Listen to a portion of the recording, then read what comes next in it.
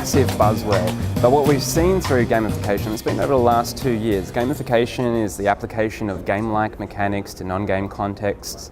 It's still very confusing. It's still very immature. It's in that awkward teenager phase where it's still trying to work out what it's all about. And it comes down to good design. It always comes down to good design. So one of the big trends people are seeing is, wow, people love games, people are engaged within games, potential shoppers are playing games. How can we use what works in games, combine it with what we know in motivation science, behavioral analytics, and apply it to enhance customer experience and shopper insights? There's a big trap many people can fall into when they're trying to use game design or to design for motivation, is that they forget to be advocates for the player. They put profits first and then everything starts to get messed up. They start to contaminate the inherent motivation that a person has with engaging with a product or a service.